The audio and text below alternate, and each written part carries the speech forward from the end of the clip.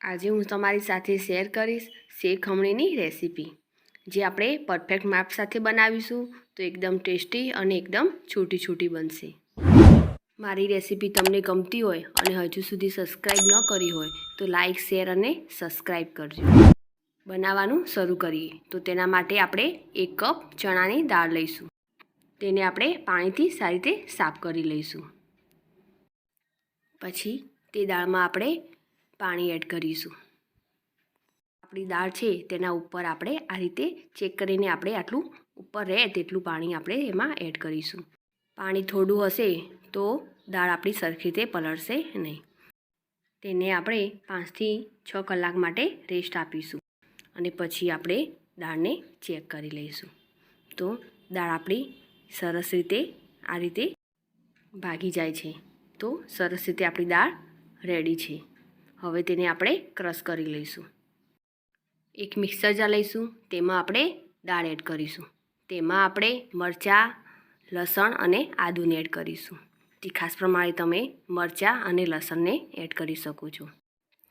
તેમાં આપણે 2 ચમચી જેટલું જ પાણી લેવાનું છે અને આ રીતે આપણે ક્રશ કરી લઈશું. હવે આ રીતે બધી જ દાળને આપણે આ રીતે ક્રશ કરી લઈશું.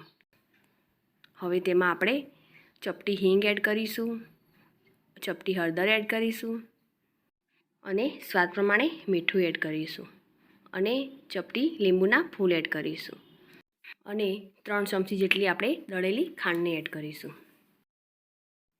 હવે બધા જ મસાલાને આપણે સરસ રીતે મિક્સ કરી લીધા છે. હવે તેમાં આપણે થોડું થોડું પાણી એડ કરીશું અને બેટર રેડી કરીશું. હજુ પણ આપણે થોડું પાણી એડ કરીશું અને વિસ્કરની મદદથી તેને મિક્સ કરી લઈશું.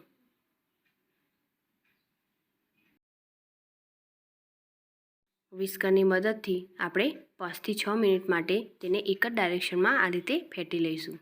તો તેનો કલર પણ એકદમ સરસ રીતે બદલાઈ ગયો છે. હવે તેને સાઈડમાં મૂકીશું. હવે એક સ્ટીમર લઈશું અને તેને ઢાંકીને 5 મિનિટ માટે તેને હાઈ ગેસ પર થવા દઈશું. હવે આ રીતે એક ડબ્બો લઈશું અને તેમાં તેલ લગાવી લઈશું. હવે આપણા બેટરમાં 1 ચમચી જેટલો ઈનો એડ કરીશું અને તેના ઉપર આપણે થોડું પાણી એડ કરીશું. તેથી ઈનો એક્ટિવેટ થઈ જશે. બેટર આપણું રેડી છે. હવે તેને આપણે તેલથી ગ્રીસ કરેલા ડબ્બામાં તેને આપણે કાઢી દઈશું. આપણે સ્ટીમરને અગાઉથી 5 મિનિટ માટે તેને રાખ્યું હતું. હવે તેમાં આપણે બેટરને મૂકી દઈશું. 20 મિનિટ માટે તેને આપણે કૂક થવા દઈશું. પછી આપણે તેને ચેક કરી લઈશું. તો ચપ્પાની મદદથી આપણે તેને ચેક કરી લઈશું. તો આપણું બેટર રેડી છે. હવે તેને આપણે ઠંડુ થવા દઈશું. બેટર ઠંડુ થઈ જાય પછી જ આપણે તેને છીણીશું, નહીં તો તે ભેગું થઈ જશે. સરસ આપણી એવી જાળી પણ પડી ગઈ છે અને આપણું બેટર એકદમ સરસ રેડી થઈ ગયું છે. હવે આ રીતે આપણે છીણી લઈશું અને તેના પર આપણે તેને છીણી લઈશું. તમે હાથથી પણ કરી શકો છો, પણ હાથ કરતાં આ રીતે કરવાથી એકદમ બધી જ છીણી એક સરખી સરસ રીતે છૂટી પણ પડી જશે.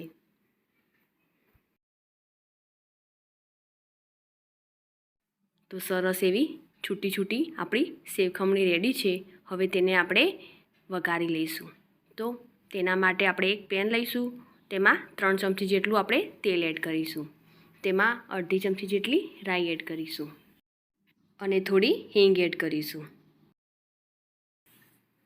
અને તેમાં મીઠા લીમડાના પાન એડ કરીશું અને ઝીણા સમારેલા મરચાં એડ કરીશું. તીખાશ પ્રમાણે તમે વધુ ઓછા કરી શકો છો. હવે તેમાં આપણે 1/4 કપ પાણી એડ કરીશું. પાણી આપણે વધારે એડ કરવાનું નથી. જો પાણી વધારે એડ કરીશું તો આપણી સેવ ખમણી છૂટી નહીં બને. હવે તેમાં આપણે 2 ચમચી જેટલી ખાંડ એડ કરીશું અને થોડું મીઠું એડ કરીશું. જે આપણે બેટર બનાવ્યું હતું તેમાં આપણે મીઠું અને ખાંડ એડ કરેલી છે, પણ આ રીતે આપણે પાણીમાં એડ કરીશું તો એકદમ સરસ ટેસ્ટ આવશે.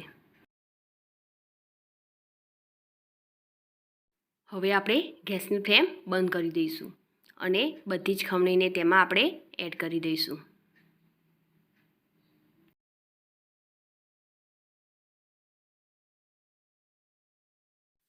હવે તેને પાણીના મસાલા સાથે સરસ રીતે મિક્સ કરી લઈશું.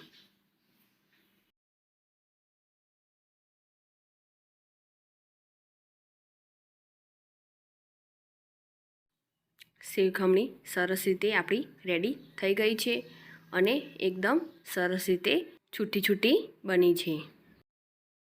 હવે તેને આપણે સર્વ કરીશું.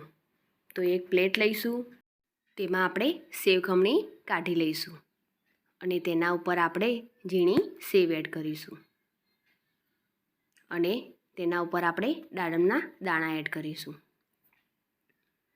તો તૈયાર છે આપણી છૂટી છૂટી અને એકદમ ટેસ્ટી સેવ ખમણી. તમે પણ એકવાર જરૂર ટ્રાય કરજો. મારી આ રેસીપી તમને ગમી હોય તો લાઈક કરી અને શેર કરજો. સાથે જ મારી ચેનલ સબસ્ક્રાઈબ કરી બાજુ આપેલ બેલ આઇકોન પ્રેસ કરજો, જેથી નવી રેસીપીના અપડેટ તમને મળતા રહે.